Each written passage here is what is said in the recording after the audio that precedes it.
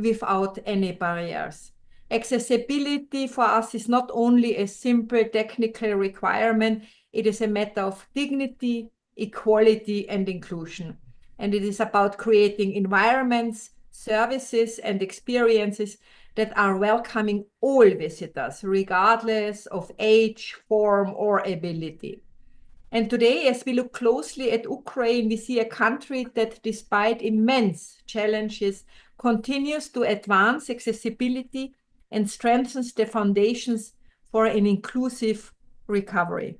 Our speakers today will share practical insights on accessible infrastructure, universal design, digital solutions, and local initiatives from a variety of different destinations across the European region.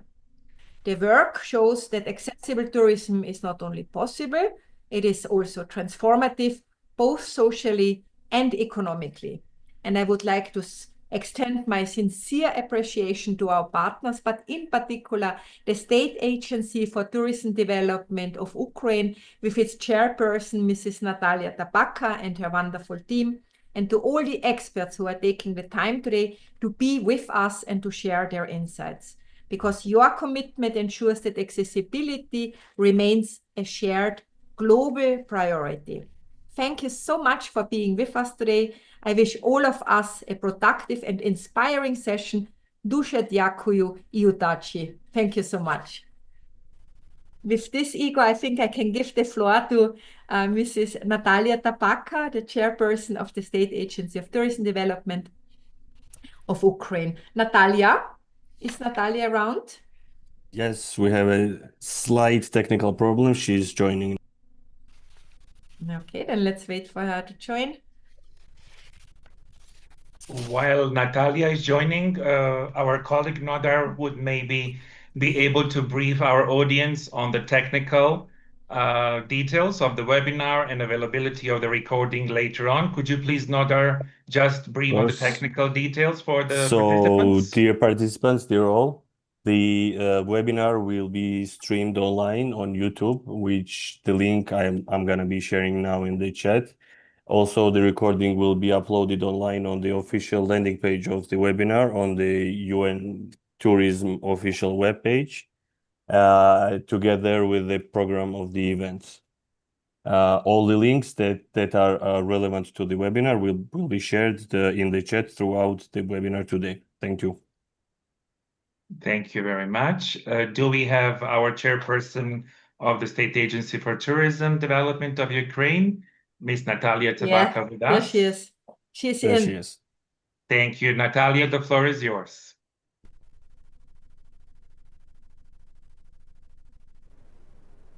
Hello, dear colleagues. Can you hear me finally? I think I joined. Yes, we can hear you. Dear colleagues and partners, it's my great pleasure to welcome all speakers and participants for today's webinar on behalf of the State Agency for Tourism Development of Ukraine.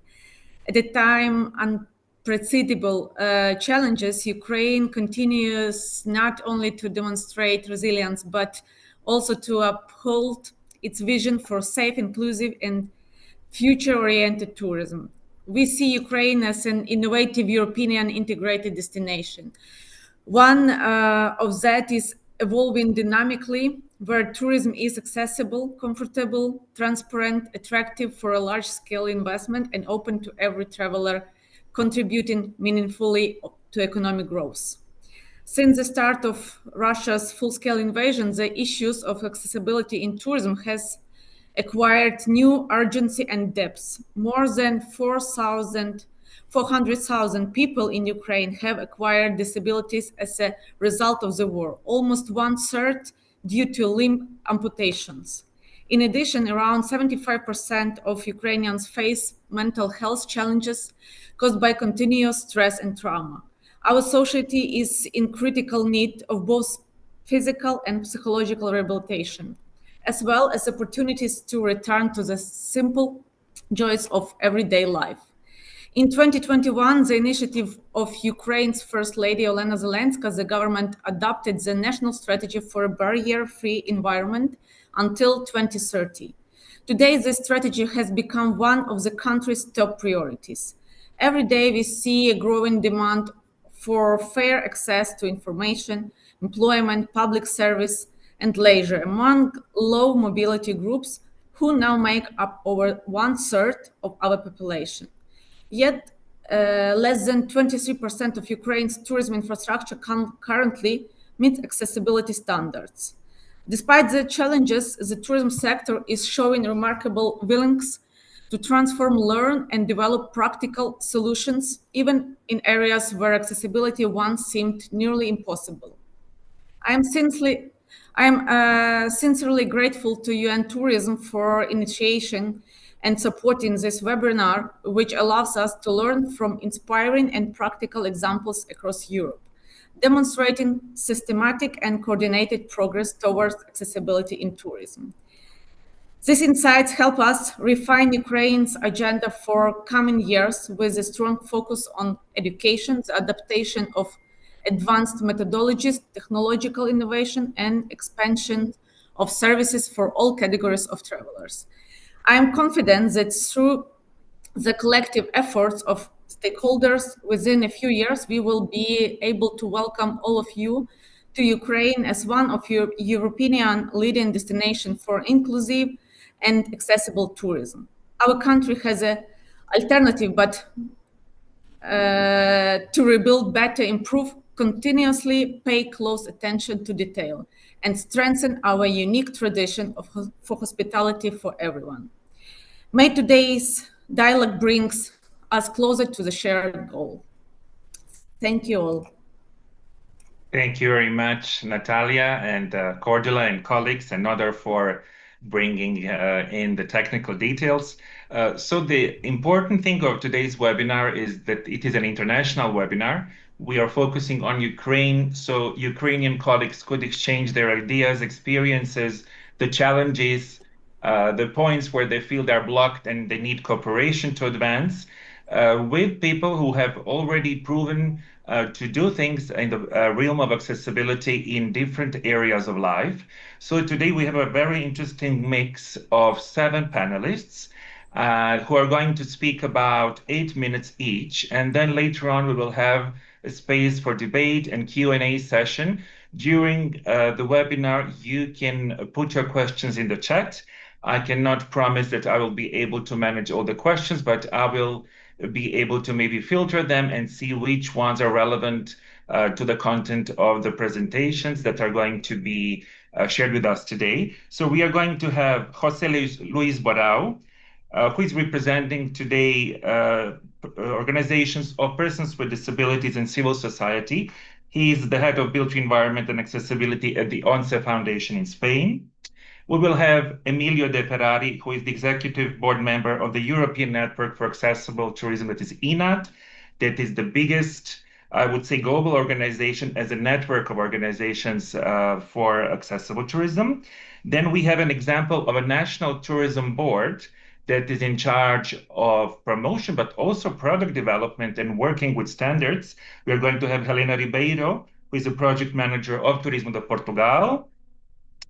We are going to have also afterwards Anna Kapetanovic, who is a founder of Accessify, who is coming from my birth town, Sarajevo, from Bosnia and Herzegovina. She's also going to connect from Bosnia today.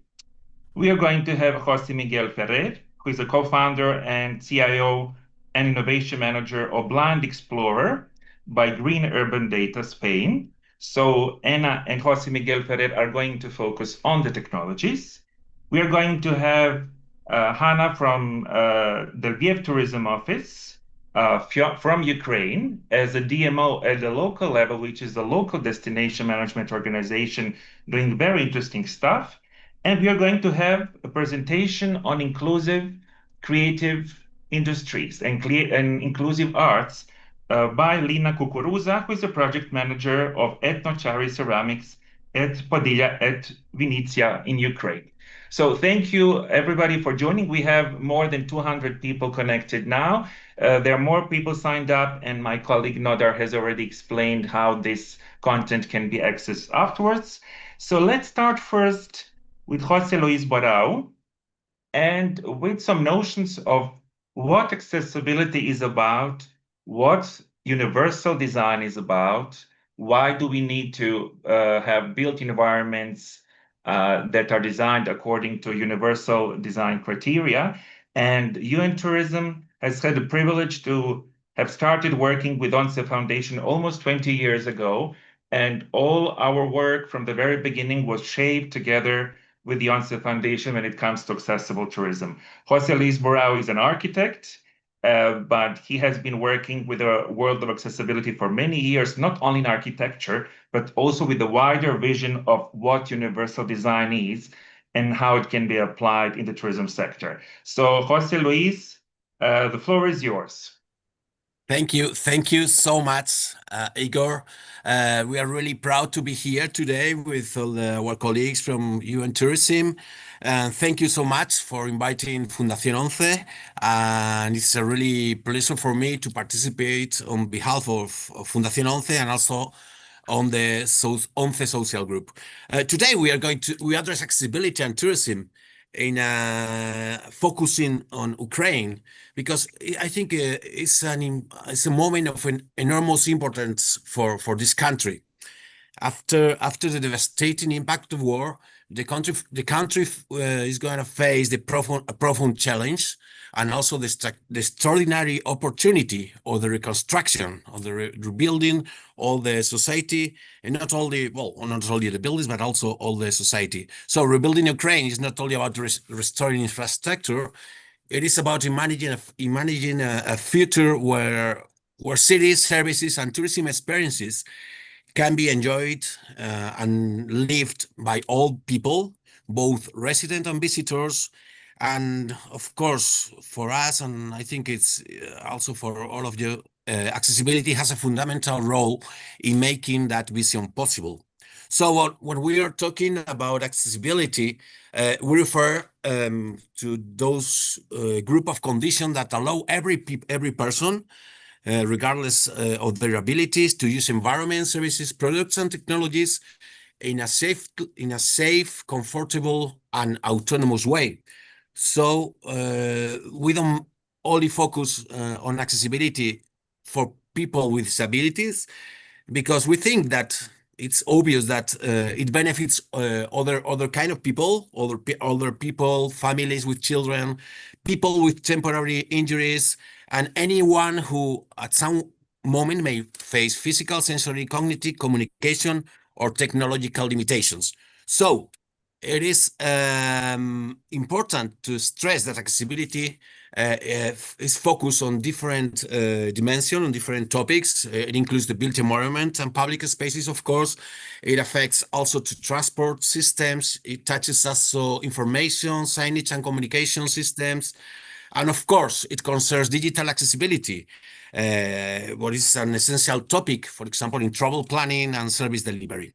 So, in short, accessibility is about ensuring that everyone, citizens and tourists, can participate fully, independently, and with dignity in the day by day in the society. So, accessibility, of course, we cannot think on accessibility if we don't think connected to universal design, to design for all. Universal design means designing from the very beginning in ways that make environments, products, and services usable by the widest possible number of people without the need for later adaptations. So we have to think and we have to design thinking in the needs of everybody. So this question, accessible design, is especially relevant for countries in reconstruction, such as Ukraine. Rebuilding offers a unique chance to avoid repeating past barriers and instead create cities, public buildings, transport hubs, and tourism services that are really inclusive from day one. So, accessible universal design for all, is not a luxury. We are referring just to a good design. Universal design is also smart planning, and it contributes directly to innovation, competitiveness, and quality. So, but also accessibility has also a profound, a deep social meaning.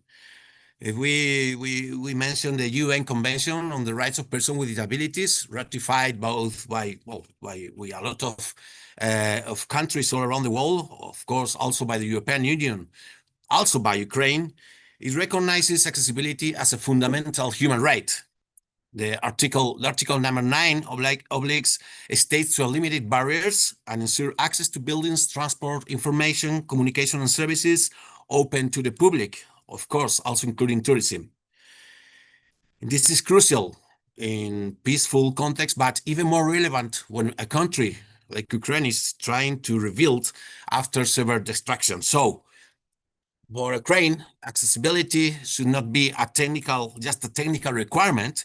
It should be also part of the commitment to guarantee equal opportunities, social inclusion, and human dignity for all citizens, including the many people who have acquired disability as a direct consequence of the war.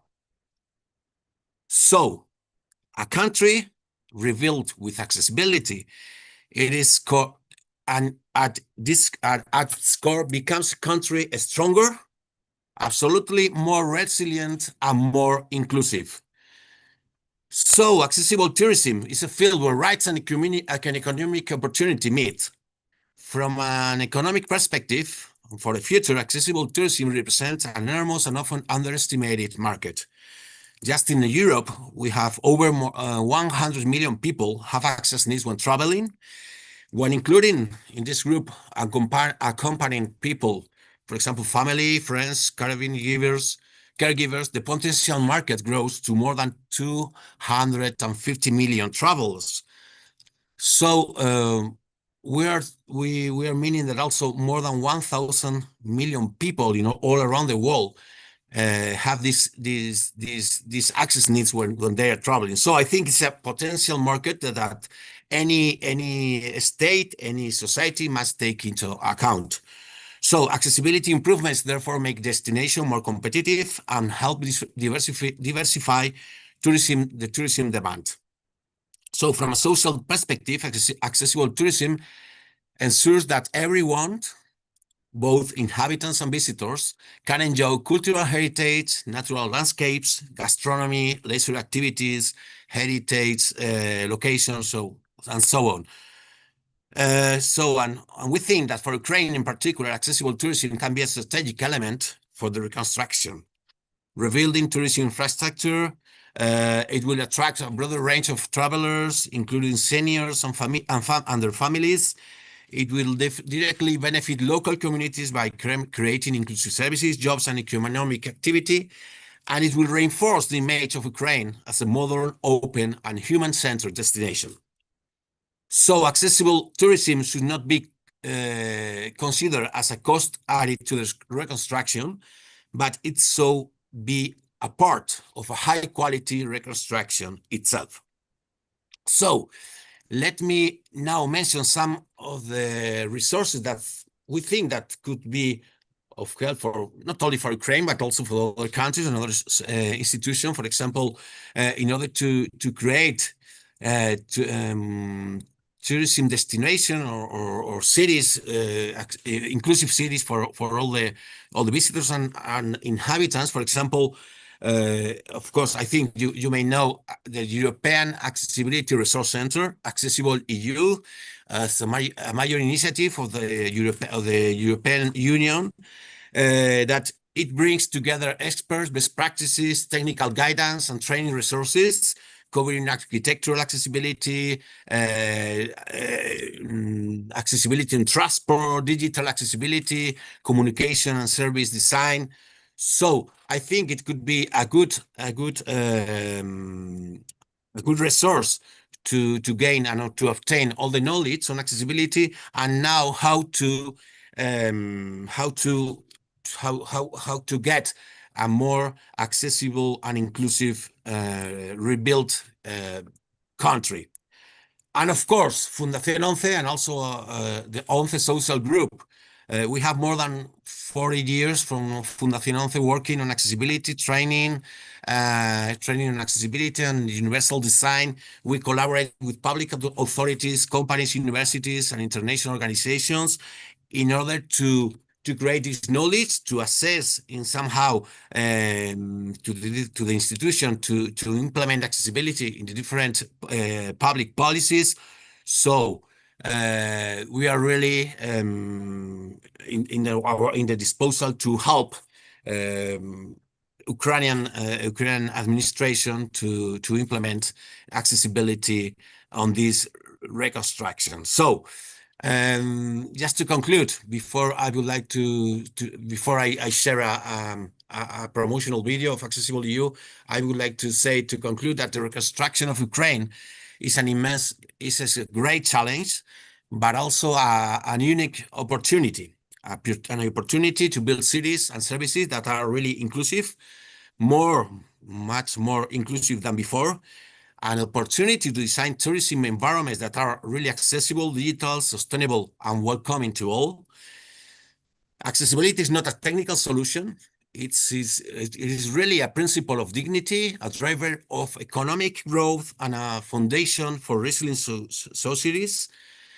And if accessibility is really integrated now from the earliest stages of reconstruction, Ukraine can become a model on how to rebuild a country so that it is truly enjoyable for everyone, for its own citizens, and also for all future visitors. Of course, That's an interesting point, Jose Luis. Maybe we can keep that for the discussion on how universal design should be planned from the very beginning in the reconstruction of Ukraine.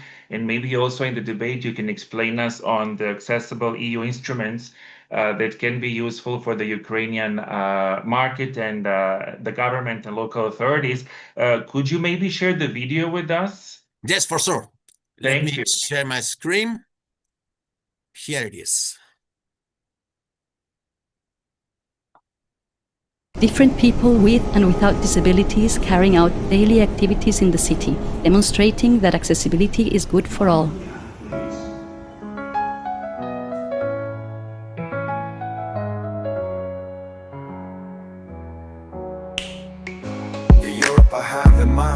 Leaves no one behind, neither below nor far away. It always has a better way. It's a Europe you can see, hear, and feel, because that's how it should be. The Europe that is equal for everyone, that makes us equal one by one, that revolves around us, that moves toward us, that lifts us up, drives us, and guides us, so that nothing can stop us from making our dreams come true. We move with you. We move with you.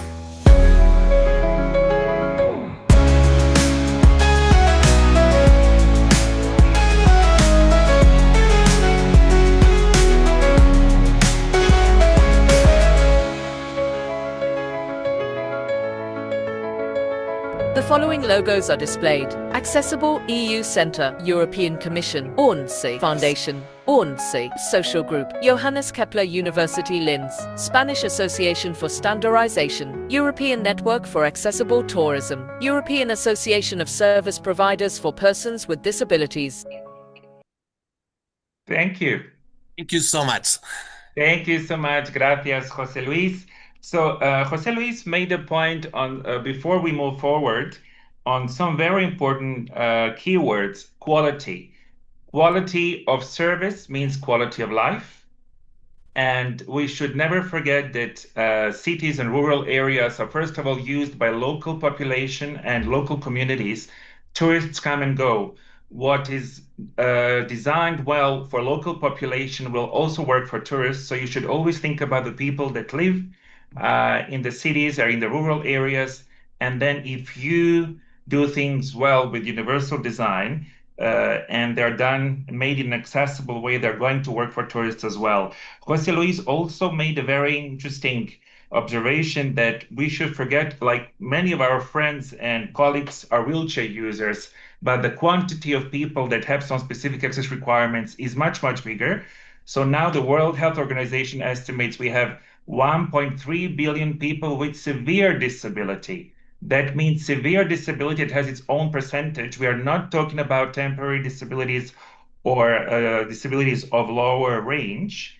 And what also Jose Luis spoke about is that universal design does not mean that hotels or environments have to look like hospitals. They can be designed in a beautiful and appealing way that is resulting positive and welcoming for anybody with or without disability. Thank you, Jose Luis. Now we go to Emiliano De Ferrari, who is also a musician and a member also of the executive board of the European Network for Accessible Tourism. Were you playing a saxo, Emiliano?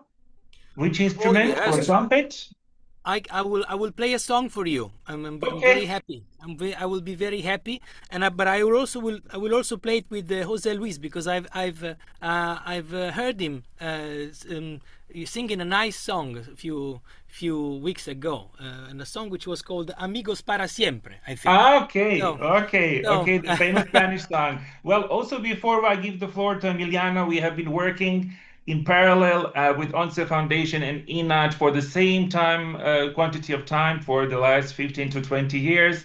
And everything we've done so far, the manuals, the guidelines, the work on the international standards, the work on different technical, for example, recommendations for the destinations. We've always worked with INAT and ONCE Foundation. So we have Emiliano De Ferrari today to tell us about INAT's work and why international networks are important to put people together and what kind of resources they produce. So you have your 8 minutes, Emiliano. Please go ahead.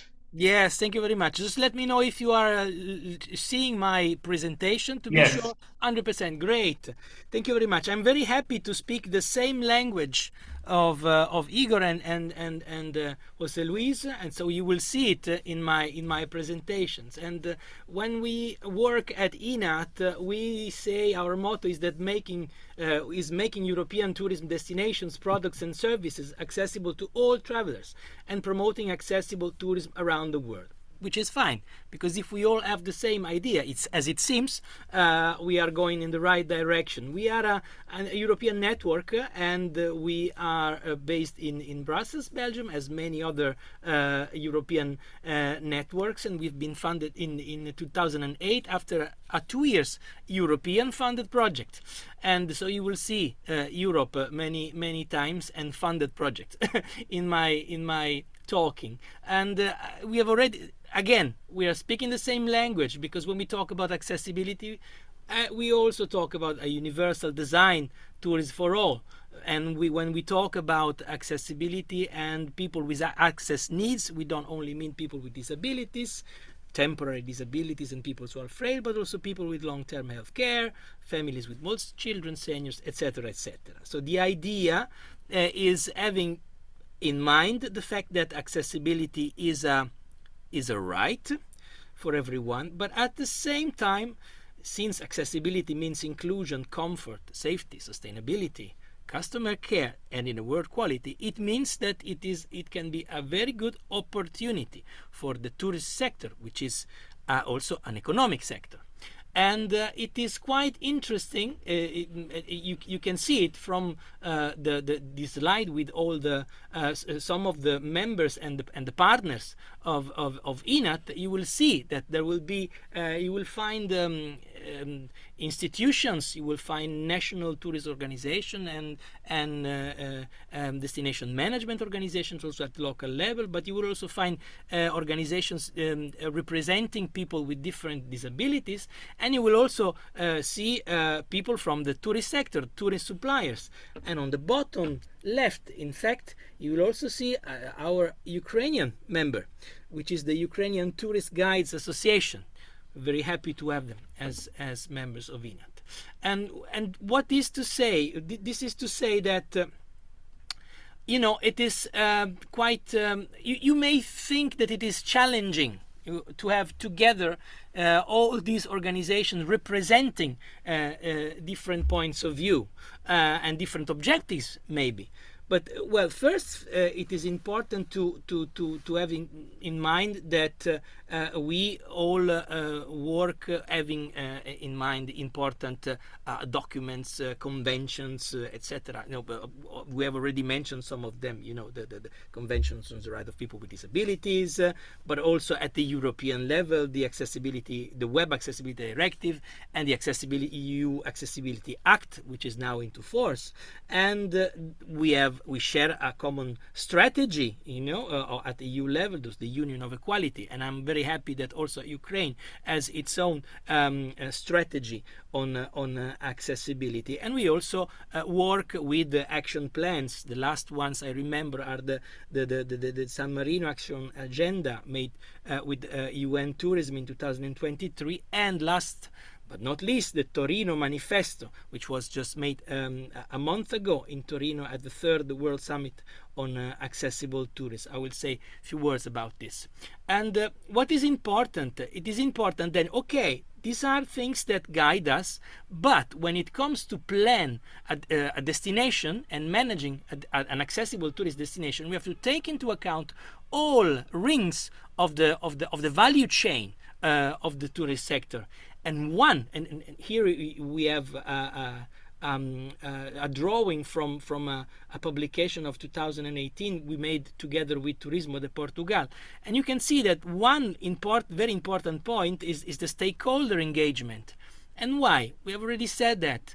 Because different stakeholders have different objectives sometimes. I mean, let's be very frank, tourists wants to enjoy, and the services and the products they will have offered at the destination. The businesses are extremely interested in having a return on the investment they made for their enterprises. The communities want to have live in a nice place, and together with the entrepreneurs, not having a too crowded let's say destination, and but they want the same services, probably the same services that tourists would like to find in a destinations. And the destinations themselves, they need to give answers to all of the other actors to find so-called, as they would say in tourism Flanders, a flourishing destination. So dialogue and understanding are the first important thing that has to be done within the different actors, and that's what we try to do within INAT. And the objective is finding a consensus, which is not compromise. I'm not talking about you want this, you want that, and so we can only do a little piece of the possible, cakes and outcomes that we could have. No. I mean, consensus is very important. Thanks to consensus, we can then go ahead and co-create the destinations that we would like to have. And co-creation is fundamental to success. But to do that, we also need to talk about the same content, the same book, and the book is about the data that we have on the travel habits of persons with access needs and the width of the market. And so we always need a lot of data. There are important data at the European level. The last data comes from now I must say from long time ago, because we're talking about 10, 12 years ago, and these are the data that we all know probably. The accessible tourism revenue was more than 400 billion per year, so more than 3% of the EU GDP. But the offer of accessible tourism was around 9%.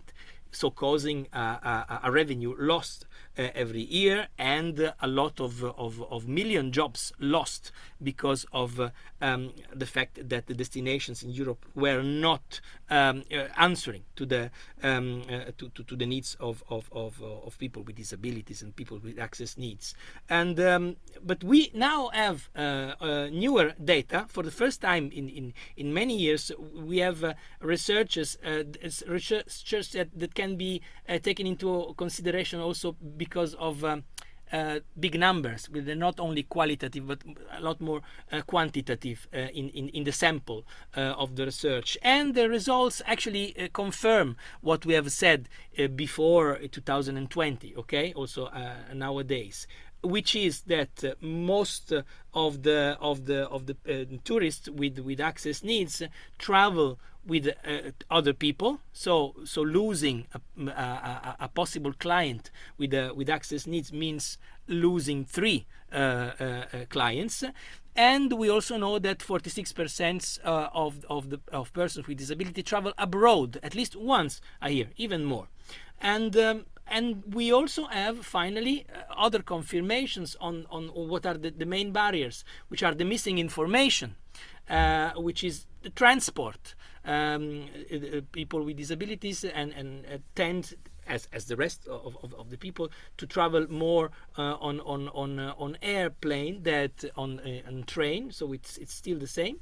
But anyway, what they lack is a lot of features that the transport could give them to answer to their needs. Then they find difficulties in finding the right accommodation, again because of difficulties in finding the right information, and then the high costs.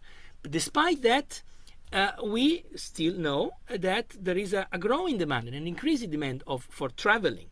And most of the respondents, we have 60%, more than 60% of the respondents who want to do more group travel. So which is a very important thing. And the respondents also gave interesting recommendations for the sector. So which is improve transparency of information, again, adapt infrastructure and transport, ensure fair pricing, and train staff and entrepreneurs, which is very important, So you understand why accessibility then can become a competitive advantage for destinations, because it raises the overall quality of the offer. But talking about training, it is very important to give opportunities. I mean, if you want to learn more about accessibility and accessible tourism, Jose Luis has already talked about the possibility that you have through the Accessible EU Center. There are every year training courses available. So if you can join, you can join the community of practices and then follow courses, which could be give you a lot of important insights. But you also have the possibility of find training coming from EU-funded projects, which are finished, but they are up to date and available. I just have in mind the project Dive Tour, but just to name two, and project Enclavi for the ones who are more interested into the aviation and airport sectors. But also the great opportunity is also to participating to EU calls for funding. The Erasmus Plus 2026 call is just opened, and you have the possibility to participate as partner and to cooperate with other partners to help you growing your possibilities and your information and your awareness on accessibility. And about networking, again, there are many possibilities to do that, and Accessible Youth Center is again something which is very interesting to make networking. But I can give you another example more targeted on tourism, which is pan2.org, which is the Accessible Tourist Directory. It is a free tool. It is made for B2B but also B2C, and there are many suppliers. And what is interesting about this website is that you have a map, and you can check your destination, and you can see what you have, what are other organizations or suppliers who are interested or offer accessible tourism. So this way you can network with neighbors, you can establish new contacts, create accessible destination even, because you can find clusters, around an area. And so you can also create accessible itineraries. And I was thinking, Emiliano, maybe yes? after you finish, because we need to finish already, that we leave the conversation on Pantu maybe for the debate, and maybe on the importance of the Torino Manifesto for the debate, if you agree.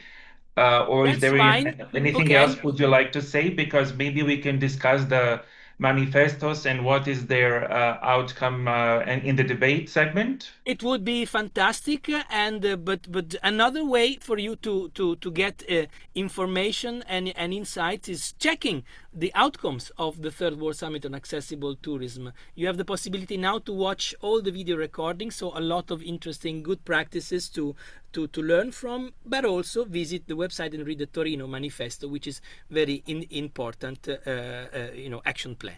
Okay, that's it. Thank Okay. you. Grazie mille. Thank you so much. Thank you. Thank you so much, Emiliano. You've pointed out to one very important thing, that is micro and small enterprises in tourism, because they make up to 70, sometimes 80% of the market. And when we were working together on the ISO standard, there needed to be associations of these micro enterprises to also stand up for their interests, because sometimes the big reluctance is there how to invest in accessibility when you are a small and micro enterprise. That's why we need, behind the binding instruments and laws and directives, we need economic incentives that come from the governments. Well, Portugal is one of the countries that has created economic incentives to implement the international ISO standard. So I give the floor to Helena Ribeiro. We have been working with Helena Ribeiro and also Teresa Ferreira from Turismo de Portugal for many years, especially on the guidelines for destinations, how to become more accessible when it comes to policy making and strategic guidelines against the ISO standard. So, Helena, the floor is yours to tell us about the work of Portugal. Okay, thank you. Thank you, Igor, and thank you for the invitation to participate in this webinar on accessible tourism for all, with focus on Ukraine. I'm among friends, I can say it. UN Tourism, INAT, Fundación Once, and now Tourism of Ukraine. So I will start to speak about, let me see if the slide changes. Yeah. Just to talk about José Luis and Emiliano have gave you some examples to promote accessible tourism on Ukraine. And now I'm going to talk about the work that Tourism Portugal has been developing, and concerning the standard, the ISO standard for accessible tourism. Just a little framework. The International Organization for Standardization, ISO, developed ISO 20902 that was published in 2021, and we participate, Tourism Portugal, with the TC, the Technical Commission 144, the Tourism Services, and also with the Subcommittee 8, Accessible Tourism.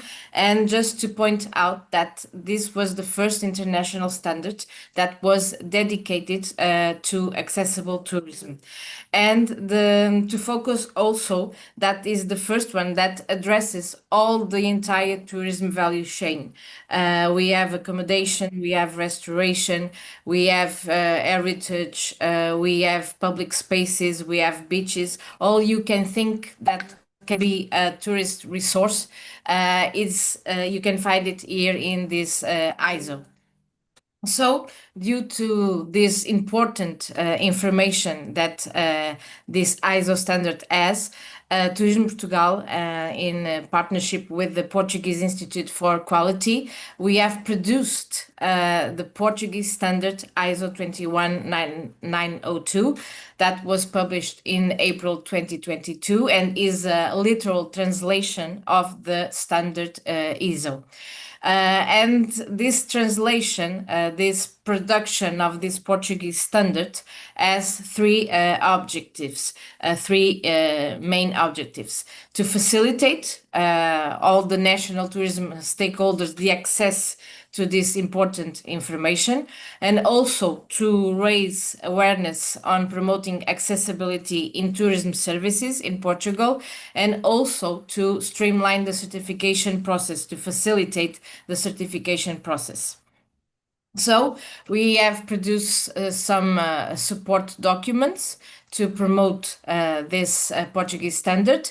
We have the checklist that helps all the certifications entities to make the how do we say, auditing visits to the tourist stakeholders. And we have also the certification schemes and the accreditation schemes that are direct related to the certification companies.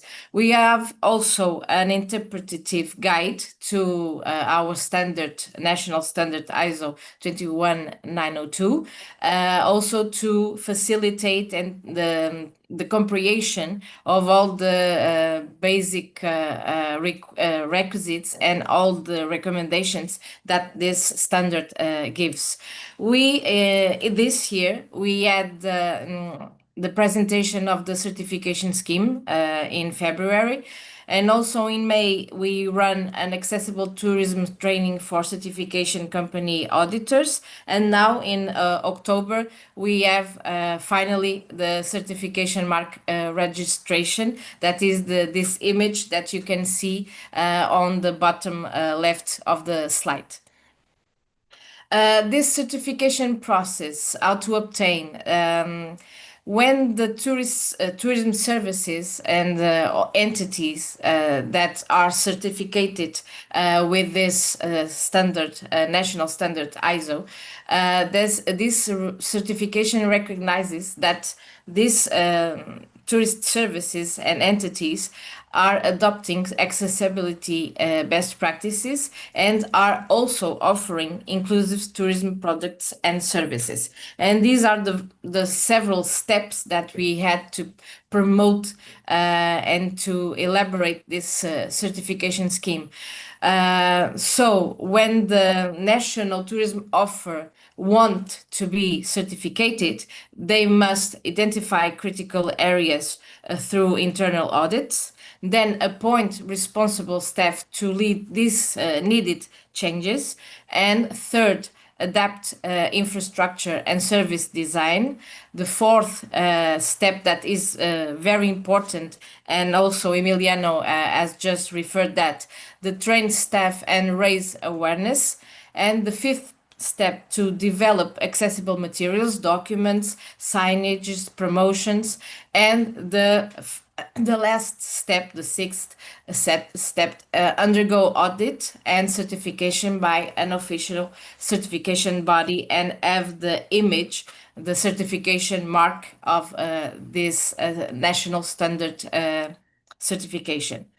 So just to point out that, as I said, this standard is related to all the types of tourism offer. As I said, transport, MICE segment, accommodation, food and beverages services, tour operators and travel agencies. And I want to give a focus to the urban and rural tourist areas and also the leisure activities that are included in this standard. And it's the way that now Ukraine can develop, when peace arrives, can develop the tourism and accessible tourism in their country, betting in the developing of tourism on the rural areas, also urban, but rural areas. As we in Portugal, we also have several examples from projects and initiatives that take place on the inland territory of Portugal, not only in the coastal part of Portugal, but inland Portugal, and it's the way to promote tourism. So we have giving, how do you say, a much more importance to the projects and initiatives that take place in these areas. We have several projects, and to develop these projects, we have guides that we also made with the help of INET. guides with technical information, and also several recommendations to ensure that the tourist services is appropriate for people with specific needs. We have these 3 guides in the up part of the slide that are dedicated to events, to tourist animation, and also accommodation. We have also a guide related to the development of accessible beaches, and we have the handbook that we made with INAT, and also the guide that is dedicated to promote inclusive communication in the heritage resources. We have also, related to funding, we have the Growing with Tourism program, the Programa Crescer com o Turismo, that fosters sustainable territorial development and also focuses on social and environmental responsibility, supports training, innovation, and tourism resources, and encourages social innovation projects in tourism, and also boosts local communities and social inclusion. And this program also supports expenses and investment related with accessibility and certification. So, as I've told you, we have several projects that are taking place in our country, and we are working with Portuguese networks, and we are promoting accessibility in these 4 network projects. Helena, if you don't mind, Yeah. I was thinking that maybe as Ukraine also wants to develop historic and cultural itineraries and connect them with Europe, and also to promote industrial tourism and cultural tourism, maybe in the debate you could tell us about these 4 specific projects that have their own brands, and I will keep that question for the debate, and then you will have the floor again to explain them. Okay, fine with me. Okay. Okay, thank you so much. Just to leave this last slide, the certification is the key for a better tourism, and we are integrating these principles of the ISO 2192, and we want to tourism becomes accessible to all and sustainable, with harmony with natural and cultural heritage, also collaborative, engaging with all the stakeholders, and promoting competitive, enhancing the destination's authenticity and appeal. Thank you. Muito obrigado. Thank you very much, Helena Ribeiro. So it's interesting what Helena spoke about. So Helena said the standard developed by ISO, the standard was actually published by ISO, but it was developed by us. Helena was one of the 85 experts, together with Teresa from Turismo de Portugal, from 35 countries, who worked during 5 years for this standard that was published under the ISO umbrella. And we did produce 6 sets of guidelines available on our webpage that my colleague Georgia, who works also on accessible tourism with us at the organization, has just put on the website. In case it doesn't work, it's because the website today is down, but it's nothing generic. It's just in this particular moment. So you can see 6 different sets of guidelines that can inspire you to approach the standards in a less, I would say, kind of stressful way, because the standard itself is very technical. But if you see the guidelines, how to implement it, it's very common sense focused in case you work in different elements of the value chain. So now we have Anna Kapetanovic, who is an IT expert and also has an MBA. She's been developing startups, and also has an interesting personal experience of end user of accessible measures put in place, but also a very interesting technological innovation she has been working on in the last years. So she comes from my hometown where I was born. I didn't grow up in Sarajevo, but at least we share the place of birth. Anna Kapetanovic is connecting from Sarajevo. So Anna, please, the floor is yours. If you can keep it to 5 or 6 minutes, that would be great. Thank you so much. Sure. Thank you, Igor. I'll promise I'll stick to the schedule. Give me just a quick second to share my screen and then we can start it off. Okay. There we go. And then good. We have it. Perfect. Hello, everyone, and thank you to Igor and to the UN Tourism for inviting me.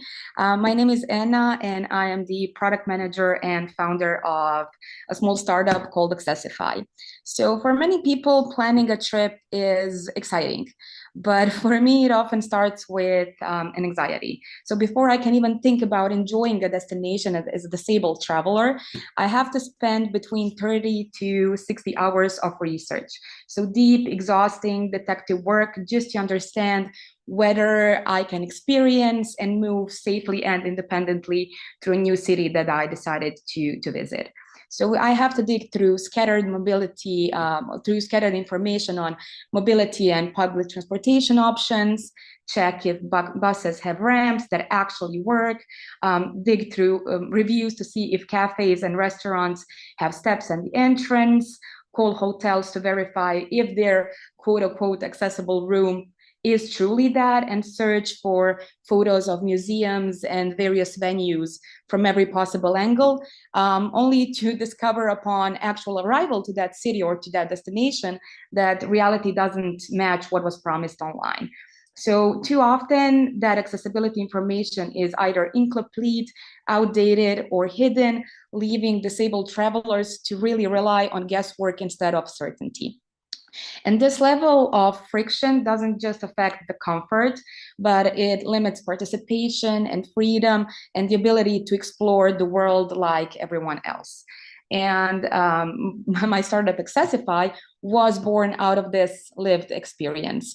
So what is Accessify? It is an AI-powered platform that centralizes accessibility information, then verifies it through community mapping and partnerships, and finally personalizes experiences based on a user-specific mobility needs. So instead of this endless research that I just spoke about, travelers get clarity, they get confidence and independence at every step of their journey. So truly Accessify just transforms accessibility from an afterthought into an integrated part of the travel experience. So far, we have developed our minimum viable product, MVP.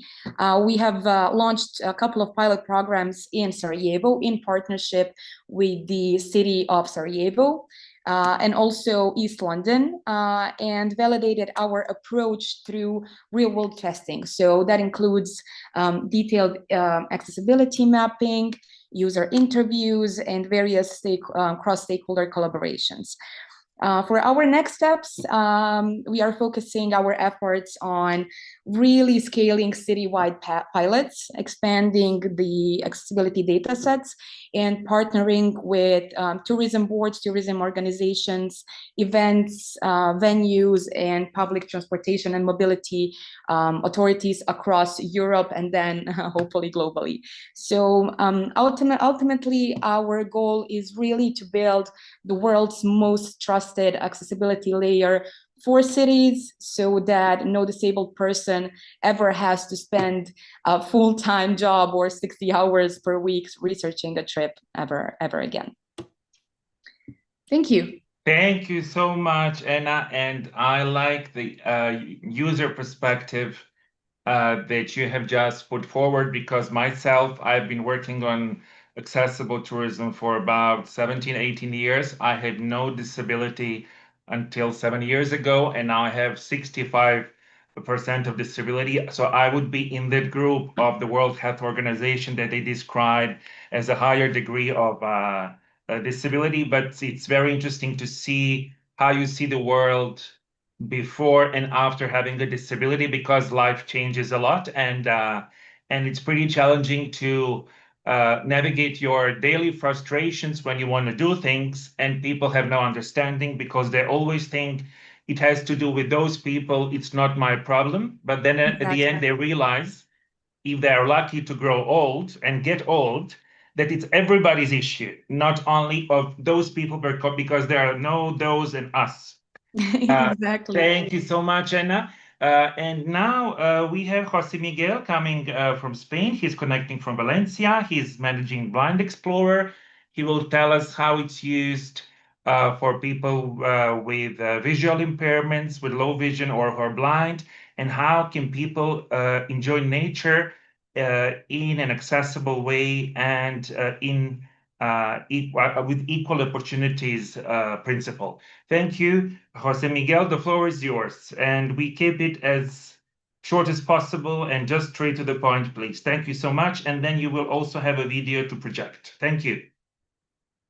Thank you all for inviting me to this webinar. It's a pleasure to be here. I'm going to share my screen.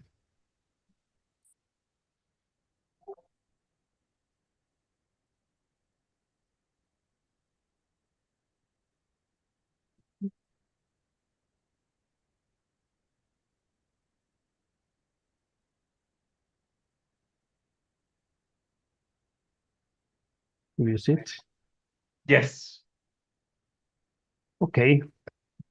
We have been working in one problem, which is that more than 2 billion people around the world live with visual impairment. And for them, most open and natural spaces are simply not accessible. This creates dependence, a lack of autonomy, and very often it requires expensive or complex adaptation that can even harm the environment. So the real problem is simple. People with visual impairment cannot enjoy outdoor spaces freely and safely. Blind Explorer, this is the solution we are working on, offers a different way. Instead of changing nature, we digitize the paths and environment, and we guide people using technology. This means no physical infrastructure, no impact on the natural space. We transform any trail or open area into an accessible and inclusive environment. This gives users autonomy, confidence, and safety. How do we do it? First, we geolocate routes and points with high-precision GPS. Second, we create certified accessible description for every point. Third, we publish all this digital content in the cloud. And finally, we guide the person through our app using sensory guidance. So which is Blind Explorer? Blind Explorer is an app that improves orientation and mobility for visually impaired people in natural environments. It uses a specific 3D sound, sensory guidance, and augmented acoustic reality to create a safe and immersive navigation experience. And what's important is that it works without mobile coverage. It can be used in any environment. It provides high-precision GPS routes, and everything is 100% digital. So no installations are needed on the ground. For understand how it works, I want to share a video, a very short video. To change a bit. Okay.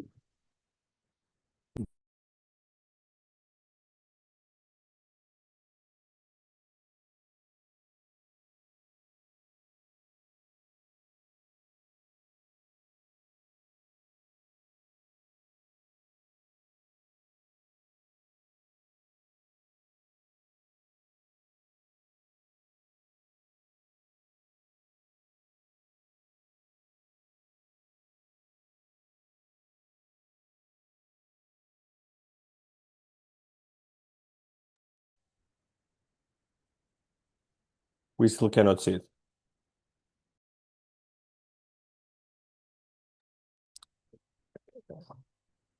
And you're muted.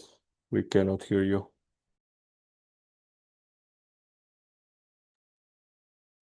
Maybe, Jose Miguel, if the video doesn't work, could you put the link to the video to the chat so people can see it after the presentation? Yeah, okay, it's here. Sorry, I just found. Yeah. I don't found the buttons in the screen. It's good. Okay. Here. Sorry. Okay.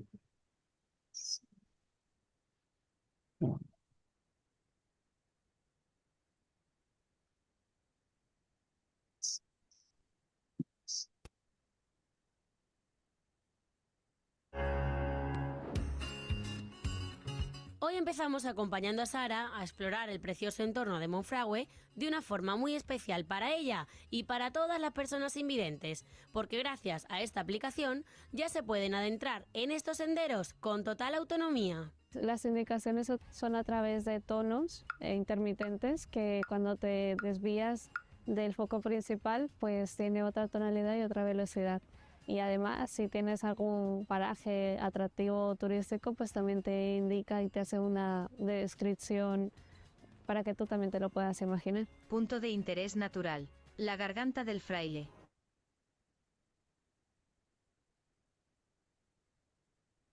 To the presentation. Thank you. Would you like to say something, some concluding words before you finish? I want, yes, because some part of the presentation is still, Okay. but sorry.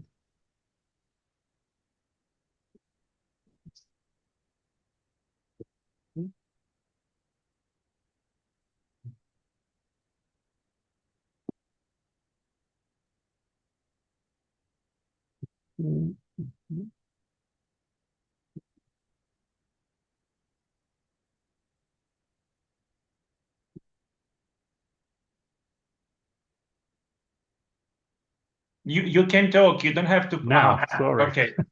I Okay. don't Okay. found the Because we buttons need to. or how to share. Yeah. Yeah. We need to speed up. Thank you. Yeah. Some advantages so.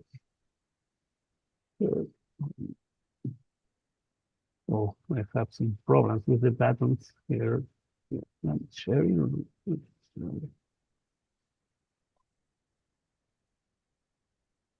Go fast, sorry. Some important advantage this app has is 100% digital. Can use offline with the GPS connection with yours. It has certified accessible descriptions, also thanks to the help of ONTO Foundation in the development of this tool. And has specific patented technology with 3D binaural sound and sensory guidance. Related to the impacts, our results showed how much people need this solution. More than 260 routes have been created in Spain, sponsored by more than 45 sponsors. And in total, we have more than 1,800 kilometers accessible different routes, and an impact on more than 5,000 euros, and where half of them have some disabilities, and more than 50,000 interactions with the app. Related to the impact also on the social side, we improve the quality of life and autonomy of people. Culturally, we make heritage accessible to everyone. Environmentally, there is no impact at all because everything is digital. Economically, we contribute to local development through accessible and inclusive tourism. And we contribute to the Sustainable Development Goals by creating accessible, inclusive, and sustainable tourism that leaves no one behind. And this is the last. Our project combines satellite navigation, digital content, augmented reality, and inclusive design. We bring tourism and adventure experiences in open and natural spaces to everyone, making sure that anyone can travel with autonomy and safety. Blind Explorer has received several awards and recognition for innovation, research, and social impact. Thanks for Fundación here with us. And currently, we are working several companies in this project. Gecko is the owning company, and we are working with Monfragüe. It's the tourism sector company with special efforts in the Extremadura region. Is one of the most it's one European region with the most natural paths accessible. And we are in the part of technology helping to grow with this project. And we continue working with these partners and collaborators to try to expand this accessible tourism model worldwide. If you want, you can visit our website and write us And that's all. Thank you very much. Thank you very much, Jose Miguel, for your presentation. It's interesting to see how your technology can be implemented in other countries, and also Ukraine, which is developing also the itineraries to visit nature in an accessible and inclusive way. And now we are getting to the icing on the cake. I got personally very emotional when I read the presentations of our colleagues from Ukraine, because they speak about the transformative power of tourism under stress, under conflict, when you've been through a traumatic situation during the war, because it just clicked my mind that in the 90s, during the civil war in Bosnia, my mother would take a loan from the bank to take me and my sister when we were kids to the vacation to Montenegro, just to be a few days away from the war. And I've seen that the city of Lviv is doing this. So we have Hanna Kitselinska from Lviv Tourism Office. Please tell us about your destination. Tell us what you're doing with the war veterans and how you promote cultural inclusion and also psychological and physical well-being of people who have been under stress and trauma in Ukraine, how the conflict and the war has transformed your tourism demand, and how you develop accessibility in that matter. Hanna, the floor is yours. Hello, thank you for having me today on behalf of Lviv City. My name is Hanna. I'm a project manager at Lviv Tourism Office.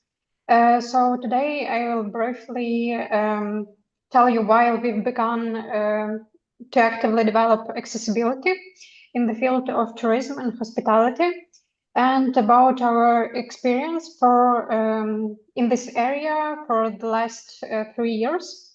Let me share my presentation.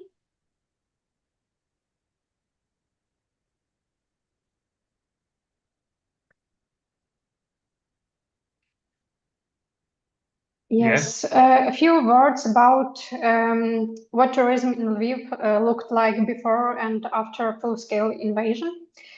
Lviv is the largest city in Western Ukraine with a population of 1 million people.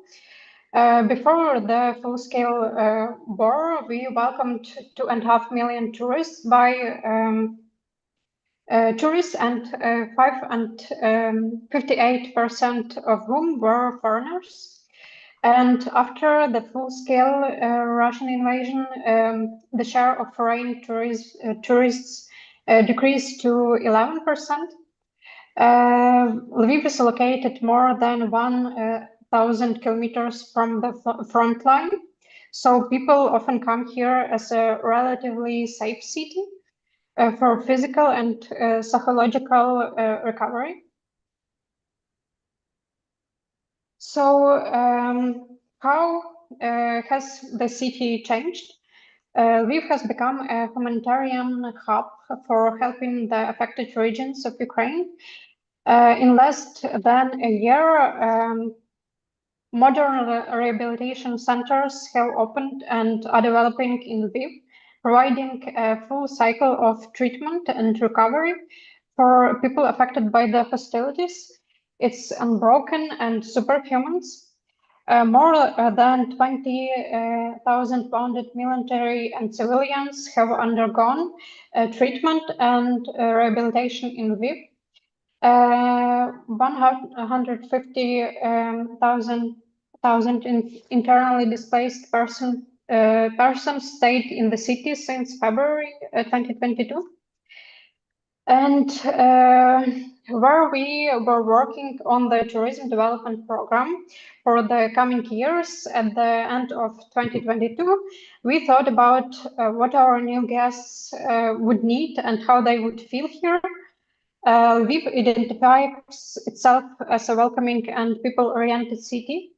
The city slogan is Lviv is open to the world, and that's when we started to wonder, is the city really open to everyone?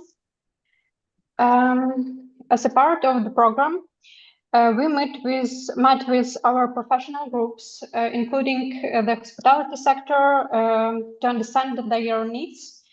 And they reported a rise in visitors with disabilities and veterans, and uncertainty about how to serve them without harming their psychological well-being.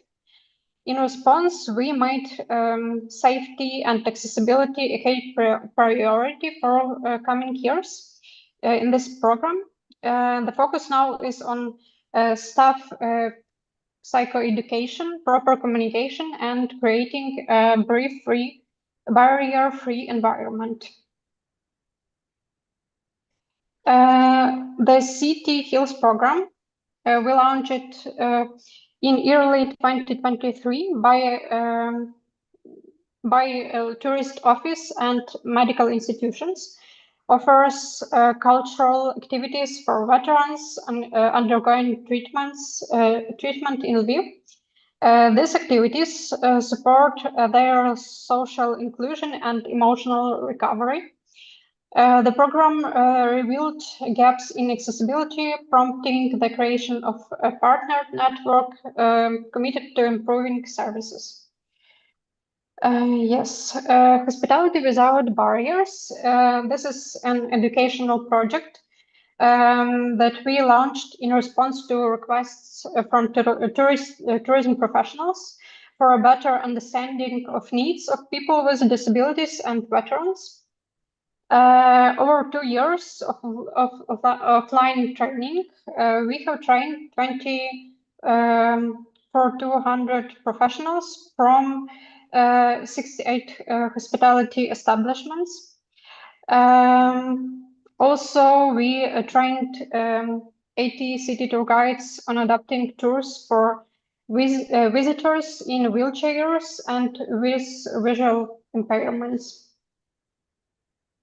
For the third years running, we have developed an online course. This is knowledge, so that this knowledge is available as a ready-made tool that hospitality workers can use anywhere and anytime. The guide teaches correct vocabulary, respectful interaction, and recommendations for service algorithms in the HoReCa sector. There is also a tutorial video with phrases for service in Ukrainian Sign Language. And to create this course, we conduct 10 interviews and focus groups with HoReCa service users and accessibility experts. AI was used to develop the website and illustrations. And we are currently working on promoting this course. Accessibility city map. We have created a map to which we add verified accessible locations that might be of interest to visitors and residents of the city. And establishments and cultural institutions can only be included after confirmation of accessibility by the monitoring group. Yeah, and I have often mentioned veterans as our target audience, and they are currently vulnerable group who need sense of inclusion in society, just like their loved ones who are also going through really very difficult periods in their lives. And but during this time, we have come to understand that accessibility is not only necessary for people with disabilities, but for each of us at different periods of our lives. Yeah, and all these projects are is a part of strategy that whole city is working on. Yeah, and that's Lviv's experience for now. Hope you find it interesting and useful. Yeah, and we are open for cooperation, for sharing knowledge. So thank you for attention. Дякую, Hanna. Thank you very much.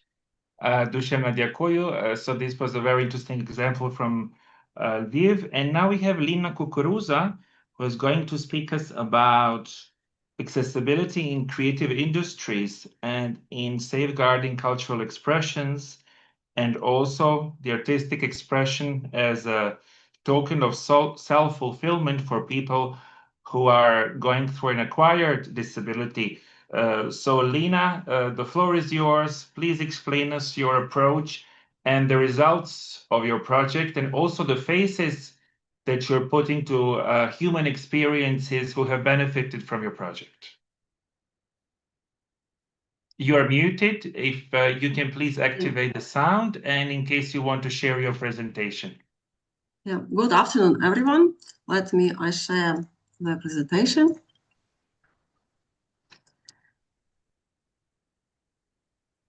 Oi.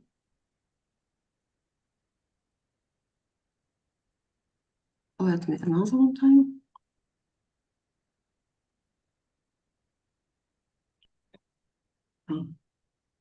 It is there. Okay, thank you. So, thanks you all of you being here. My name is Lina Kukuruza. I represent NGO Etnechare Ceramics of Padilla from Ukraine. Today I share with you a project that is very hard to my heart. It's very close to my heart, and that we were proud to take part in. It is about how we integrate accessibility and inclusivity into pottery workshop for people with visual impairment. It is also about how the impossible becomes possible. I start by telling you who we are. Etnechare, we translated into English as ethnomagic, is a cultural and social concept created by Ukrainian ceramic artist Victoria Nikolaeva. For over 20 years, Victoria has been leading cultural and education initiatives to preserve and promote the ancient pottery tradition of Eastern Podillia. Eastern Podillia is an ethnographic region in central Ukraine known for its rich and unique culture. In 2023, Victoria launched art space Etnechare in the heart of Eastern Podillia city, Vinica. Here you can see the photos of our art space. The art space is fully inclusive and accessible, featuring an elevator and adapted facilities for people with disabilities. It is hosts pottery workshops and art exhibition and other cultural activities. Today, art space Etnechare has become a cultural highlight of Vinica and gaining recognition beyond the region. Today's topic is very relevant for Ukraine. In our country, ensuring accessibility in all spheres of life, it is extremely important and urgent question. On the one hand, we are lagging behind other European countries in achieving the appropriate level of inclusion. On the other hand, the war increasing the need for accessibility and inclusivity every day. Many people, both soldiers and civilians, have sustained injuries and disabilities and can no longer continue in their previous professions. They need new opportunities for psychological recovery, social adaptation, and professional self-realization. And traditional crafts, such as pottery, can offer a way to address all these needs at once. And all that we need is just accept challenge.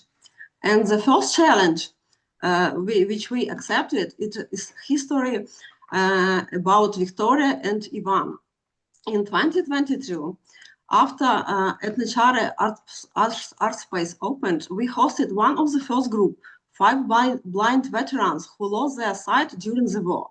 And at that moment, were undergoing rehabilitation in Vinica. It was planned in the beginning as a simple introduction to art space and local traditions, but finally turned into something much deeper. Victoria offered the visitors a pottery workshop, and they made animals, flowers from clay, tried walking on the potter's wheel, and sculptured their own form under the experienced hands of Victoria. And when Victoria found out that one of the visitors, Ivan, from Vinica, she offered him to return in regular classes. Victoria told him there are no methods for technical for teaching blind people pottery. No one has ever done before. But if you want to try, we will find a way together. And it was a real challenge for Victoria and for Ivan as well. Before that moment, Ivan had barely left his apartment for 8 months, living within 4 walls and in complete darkness, and uncertain whether he still had a future. And 4 months later, after the first pottery class, he held his first exhibition and sold about 100 works. Inspired, Victoria invited him to teach 3 other blind newcomers who joined after hearing this story. And now Ivan has mastered working on a potter's wheel and teaches other visually impaired person to work on it, and became a mentor and teacher for 10 blind participants and the next challenge for Ethnochar's team, Project Pottery and the Dark. So Ivan's story becomes so resonant and popular that it started to attract new opportunities on the path to scaling up this success. And Ethnachari becomes a part of a project called Pottery in the Dark, which was implemented this year. It was a large project that included pottery school, digital skills training, rehabilitation procedures, and more. 2 groups of 5 participants each studied pottery for 45 days. The role of Ethnachari in this project was to implement a pottery school. The new challenges were that 5 participants had to work at the same time. That required training of teachers in their works with special students and creating an accessible but effective training program. And most important, to make each participant stay comfortable and cozy. Our main goal was to give sense of confidence and strength so that every participant can say, I am capable of more than I thought. And this was also a challenge, especially for the first group, who was very skeptical and didn't believe in their success in pottery in the beginning. As a result, they all succeeded. They made dozens of different shapes, including complex ones. As Victoria noted, the learning speed of blind participants is even faster than of ordinary people. This is because these people see with their hands. They have no visual judgment, and their tactile memory is much stronger. This is truly a wonderful project that comprehensively provided the mental recovery of the veterans and gave them new opportunity for self-realization. The project implementation was made possible thanks to the partnership. It was implemented by the NGO Center for Social and Inclusive Partnership in cooperation with Artspace Ethnachari, and supported of Swedish government and the United Nations Development Program in Ukraine, and many, many others. Here we want to boast about the success of novice potters. As part of the project, participants were provided with their own potter's wheel, and each has given 500 kilograms of clay of their products. I mentioned earlier that the first group was very skeptical about their possible success. So one of the skeptics, Anton, returned home after this workshop, at once ordered and in the one night assembled by himself shells for his future products.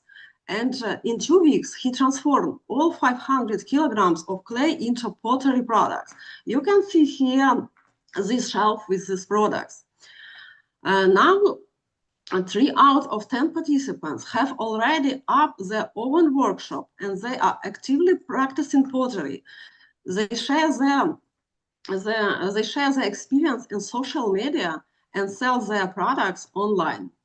And even more, they continue to help the army whose rank they left as volunteers, make adaptive dishes for people who have arm amputees, and inspire others with their success and strength.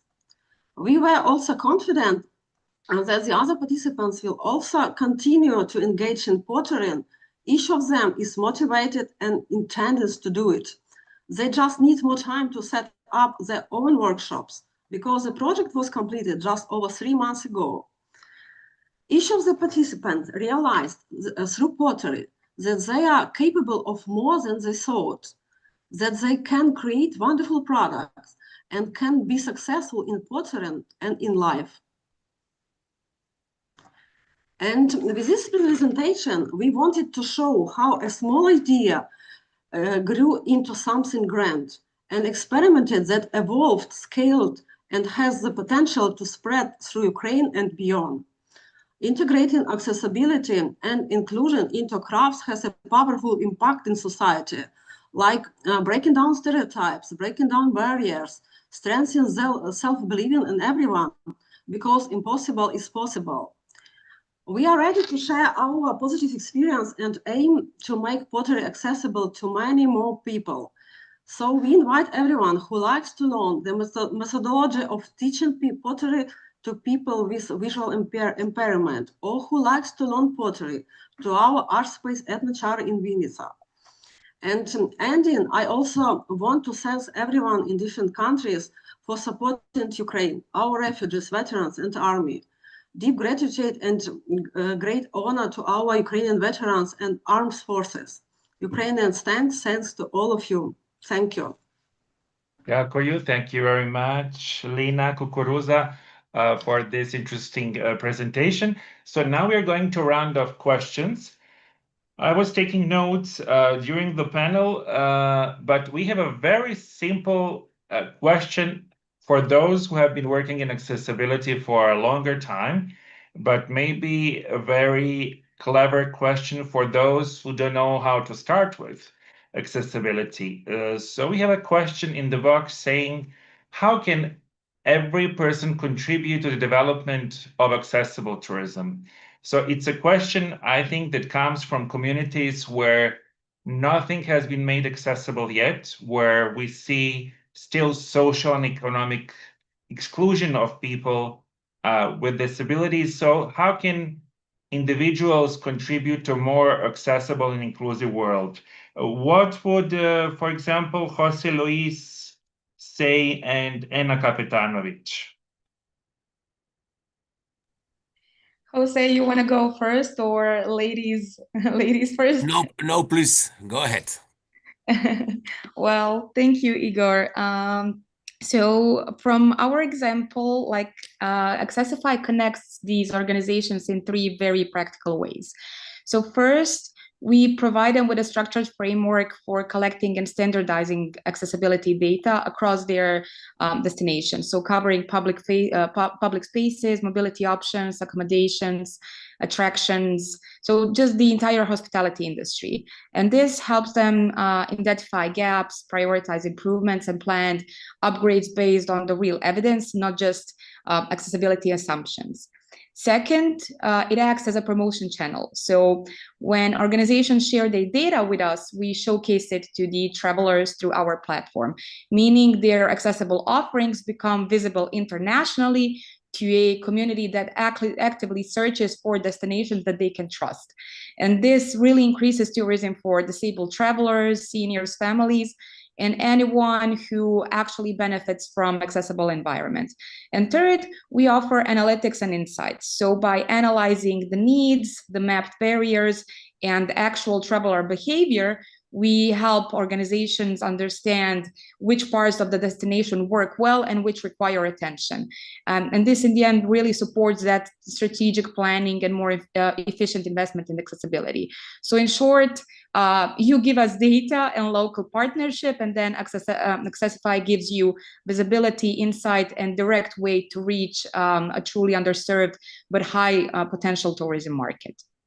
Thank you, Anna. And Jose Luis, if we forget about technology and we think of areas where technology is not so present given the economic resources or the connection, what would be the awareness raising and the way we should sensitize ourselves to build a more inclusive and accessible world around us?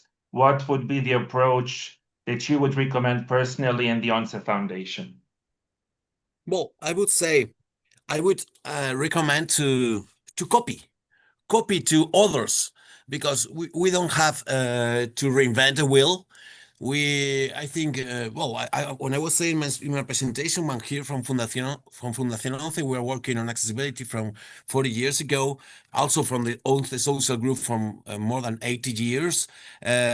So I think we have been helping to different administrations with two different entities. We are, as you were saying also, we are working together with UN Tourism from maybe from 20 years ago. So copy what we are doing with others.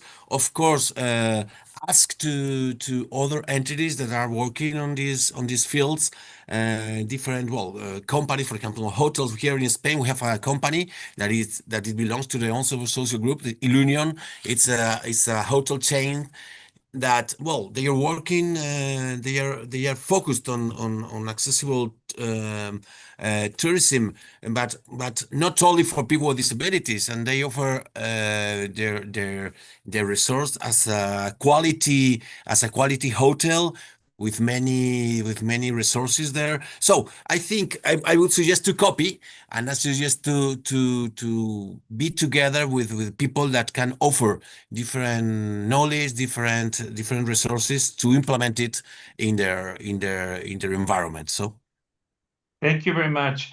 And now I would like to ask Jose Miguel, you mentioned that you have no environmental impact when it comes to conservation of the natural areas, because very often when it comes to accessibility, we run not into the conservative sector, but into the people who conserve and safeguard cultural heritage or natural areas.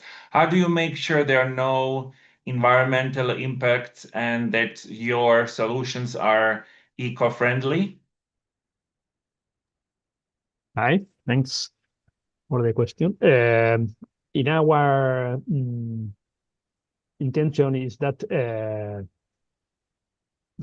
take it easy, that make accessible these paths for people or impaired people. It's easy because they don't need to transform the paths like for example in urban areas that it's a very expensive investment needs. So we try to only digitize these paths, and with this technology guide them to make it make safely. Sorry, and this is the sense. Of course, a bit of impact people have, but it's the same that visual impaired or not. If we go to the nature, we have some impact there, of course.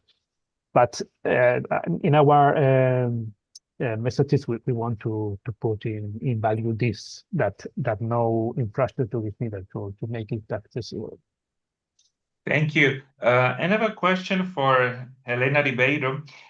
So you mentioned different heritage interventions and cultural routes and itineraries in Portugal that you are making accessible through Turismo de Portugal. And we said in our preparatory call the other day that we should never advertise accessibility as coming to a perfect outcome and perfect result, because things have to be maintained, approved, adjusted, upscaled all the time, because the surrounding changes, the social notion, the economic perspective of accessibility, people's needs, requirements. So what are the challenges in these cultural itineraries and interventions that you have developed with cultural managers under these branded projects that you have mentioned on your slide? First of all, Igor, we know that the idea of perfection doesn't exist. So anywhere we don't have 100% accessible destination. So we are starting from there. And we want to show all the tourist stakeholders, and in particular the cultural stakeholders in Portugal, that we can promote tourism and promote cultural heritage by promoting also and integrating the component of accessibility. So we show them all the numbers, all the figures that we have, a statistical approach of the market, And we are trying with all the different heritage routes that we have. We have the historical villages in Portugal, we have the Templar heritage in Portugal, the presence of Napoleon troops in Portugal. So we have a different cultural routes, but we are engaging with the managers in the field and the managers of that heritage in particular, to show them that if we try step by step promoting accessibility for a larger number of people, the tourists and also the residents of that territory can gain from accessibility improvement. So we are starting to show them, if they all welcome everybody, everybody gains. It's a win-win situation. So we have to protect heritage, yes, we know, and that's the focal problem in our relationship with the entities, the national entities that promote cultural heritage. We don't have to attack the heritage. We have to promote, but we have to open it to all people. So that's the main problem. Yeah. But we're trying with our guides, with our webinars, with these roots of heritage, cultural heritage. So we're trying. Thank you very much. It's interesting because you've shown that you have guidelines that you developed with ENAT on accessible museums and palaces. And we worked with ICOMOS, UN Tourism and ONCE Foundation and other institutions, and ENAT also. ICOMOS is the International Committee on the Protection of Monuments and Heritage Sites. We produced a set of guidelines on making cultural tourism experiences and products that cultural sector doesn't like the wording products. We are talking about cultural tourism experiences, how to make them more accessible. So there are interesting elements also on that. And for our colleague Emiliano, I wanted to ask you, well, organizations like UN Tourism, like European Commission, like European Network for Accessible Tourism, ENAT, we like to crown our conferences and events with manifestos, declarations, calls to action. How do you think people can use these tools? Because if we speak to small and medium enterprises or small municipalities, maybe for them it's difficult to imagine how they can use these documents as reference documents. So what do you think why these international manifestos and declarations are useful for? Well, Igor, I would say that it depends on the manifestos. You know, there are manifestos and manifestos, but to be honest. But I think that at least the last ones that have been made in these last years are take into consideration the challenge of talking not only to administrations and DMOs, but also to the different stakeholders of the sector, and you basically give me the ball to remember the last Torino manifesto that has been published and endorsed by the summit at the end of the last plenary session in October the 7th in Turin, Italy, and at the end of the World Summit on Accessible Tourism, because the manifesto has got interesting action plan for the entire world, okay, the entire world of stakeholders, but it gives quite specific actions to do for the different sectors. So we talk about all stakeholders, but also to policymakers, the private sector, the cultural and natural resource managers, which is well, probably one of the last, let's say, action plans of the first action plans taking into account this, and also. And this is quite new, I think, in manifestos like this. It talks to technology developers because so it goes into deep and gives you a lot of insight to everyone. And I guess we don't have the time to go into deep into them, but I urge you to take a look at that. I put the link in the chat, so you're able to watch this. And you know, there are the action plans are quite actually easy to put into practice, and wherever you find it difficult, I guess you just need to have more training. And the training you can get from a lot of resources. We have been talking of some of them, but there are many, and for free and open source. And UN Tourism has done a lot of work on this, so you can have it as a resource. And many European funded projects that are available around, you know, are other projects, and naturally accessible EU Resource Center. Thank you very much. And Hannah, I was thinking about the project that you presented, the gamification, to learn about accessibility. How do you see the young people embracing this awareness raising or identification of accessible attractions in Lviv through gamification? Do you have any outcome of the young crowds when it comes to this method of promoting accessibility? Actually, yeah, it looks like it's more simple for them, more quirks for them, because, you know, in the hospitality sector, there is example like in restaurants, cafes, there is a lot of young people work there, so we have good feedbacks for using this. This is much more better than to read a lot of like, I don't know,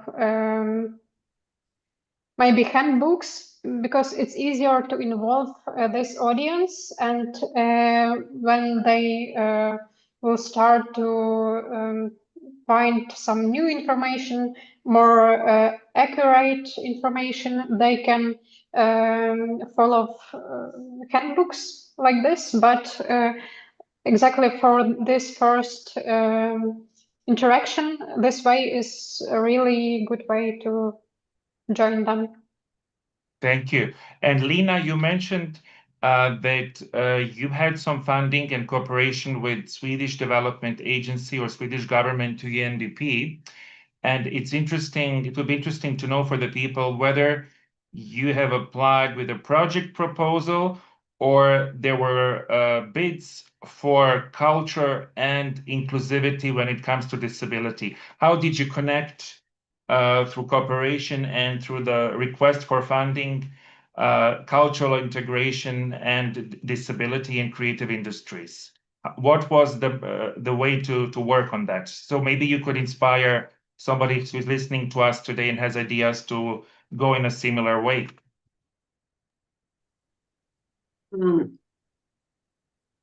Yes, as I mentioned, we was a part of this project, and this project finally was implemented by the NGO Center for Social and Inclusive Partnership in cooperation with Etnochara. Etnochara is young enough company, and it's just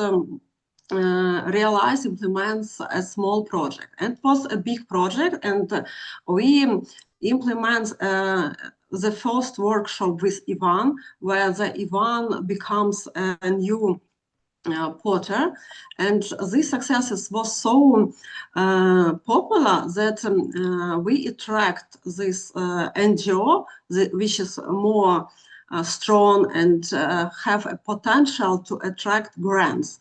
And together with them, Etnochare create a project and it was a big project. It was not only about pottery workshop. It was about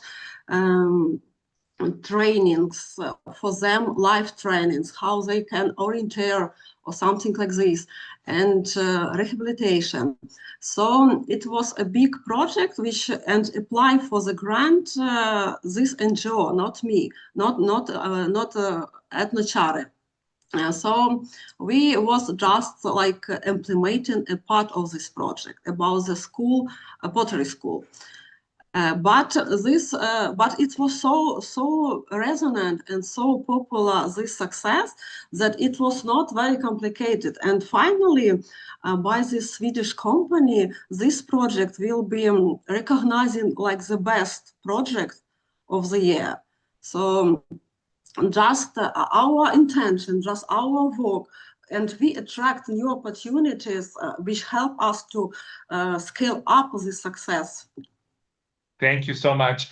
Can I ask our colleague Nodar to play kindly the closing video of our Executive Director, Zorica Rošević, and then we'll take a group picture with all the cameras on. That will be when my colleague Georgia gives us the sign to put the cameras on and to have a group picture, but maybe we can just play the closing remarks of Zorica to finish with the content and interventions. Ladies and gentlemen, I would like to send you my warm greetings from the occasion of this international webinar on accessible tourism for all with a focus on Ukraine. First of all, let me express my gratitude to Ukraine, in particular to the chairperson of the Agency for Tourism Development, Ms. Natalia Tabaka, for proposing this initiative. In line with the UN Convention on Rights of Persons with Disabilities, we are proud to work with Ukraine to promote the rights of persons with disabilities. We know that work is being done across the country to gradually improve the accessibility of infrastructure, transport, public information and services. Ukraine is building a more inclusive society even in this most challenging of times. Over the past 2 hours, we have heard inspiring good practices from different countries. We have seen how different destinations are making progress and why international standards are necessary. And we have discovered how innovation and technology are creating practical solutions for people with or without disabilities. What a truly productive session this has been. I would like to underline UN Tourism's strong commitment to accessibility in the last 20 years. Let me just mention 3 of our key recent upcoming actions. In 2021, ISO published the first comprehensive standard on accessibility tourism for all as a global guidance document. UN Tourism had a leading role in its development and promotion. In 2023, we launched the San Marino Action Agenda to advance accessibility in tourism, a landmark step to improving accessibility across the sector by 2030. And soon we will take another important step as we survey our member states on accessibility for the first time. Together, these initiatives reaffirm our shared vision to make tourism truly accessible for all. Ladies and gentlemen, let me have you with this thought. Accessibility is not about them and us. It's about all people. And tourism should be for everyone. Events like this raise awareness, create business opportunity, and lay the foundation for our shared work ahead. Work that will make our sector more profitable and more welcoming. Together, we can shape a future where accessibility lies at the very heart of a more equitable and peaceful world. Thank you. Thank you very much, Nodar, for playing this video. My colleague Georgia has an information for all of us. Thank you so much. And thank you to all the speakers for their insightful presentation. So I would like to kindly invite you to turn on the camera so that we can take a screenshot to remember this productive session. So please smile.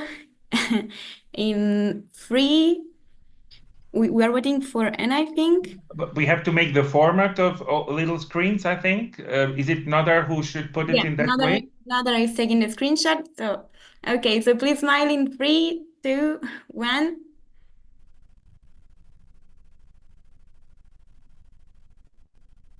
Is it okay? Is it One okay? done. Let's do round 2. Let's do Another round one? 2 to make sure that we have our eyes open, everyone. Okay, perfect. So 3, 2, 1, 1, smile. 2, 3.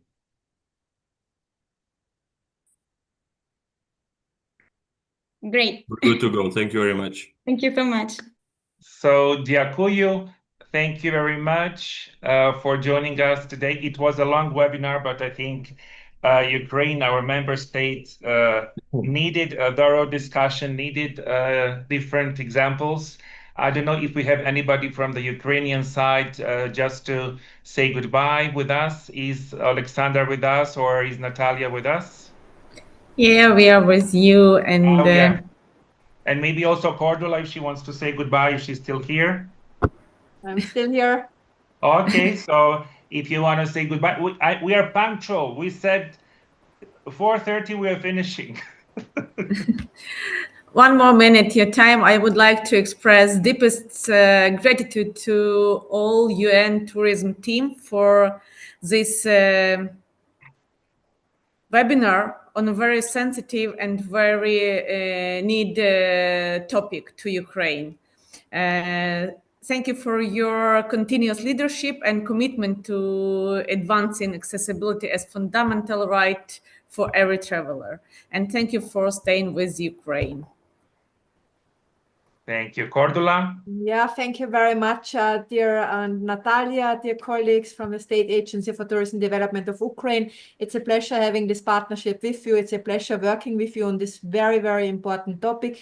We hope, obviously, that this is not the last occasion that we touch upon this topic together with you, because I think there's lots of things to be done in the future. So we stand ready to engage further with you. And a big, big thank you to everybody who contributed today, to all our international speakers. Thank you so much for sharing the experience with us. And thank you to the audience for staying until now with us. Thank you. Thank you very much and goodbye. Thank you. Bye. Bye. Thank you. Bye-bye, everybody. Bye. Thank you. Bye. Thank you.